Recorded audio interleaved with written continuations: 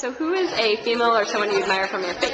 St. Jonah. She is very solid in her faith, and she did what the Lord told her she should do, even when she didn't know why. Sarah, because, it's hard to give birth in your 90s, so that's pretty admirable. Adams with deity who fought for the rights of mentally insane or ill, sorry.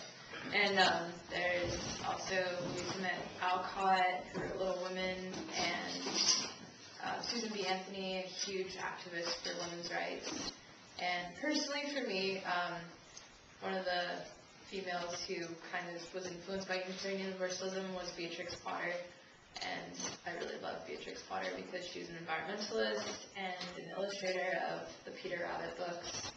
And she was just a very strong woman character who didn't necessarily subscribe to what society kind of expected of her during her time. So one of the greatest and most revered women in Islam, and that's Khadija, who's the first wife of the Prophet Muhammad. So she was just somebody that really kind of held her own in a very sort of patriarchal and often misogynistic society.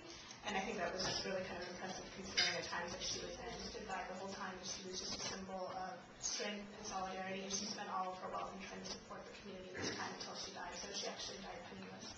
But until the dying day, the Prophet spoke of her as sort of the most righteous. My girl would be definitely Jatidani Bibi Dilerko because she was a general, and Matafa Akul because she was very learned in martial arts, and she was a personal bodyguard of Guru Gobind Singh Ji, Guru Sahib. So Jatidani Bibi Dilerko, despite cultural understanding of girls don't do this and men do that, she was a very religious figure, obviously.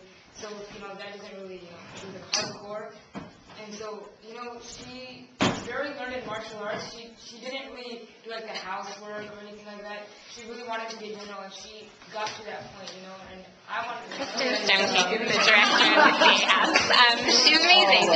She is the reason why I would consider being a progressive Christian if I decided to be a Christian. And she's a great model of family values and progressiveness in the community, and she's done a lot of great work.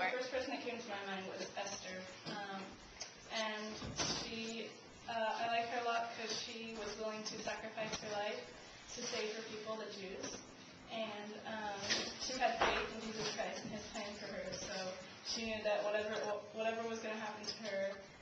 Esther, I like Esther. I like Ruth.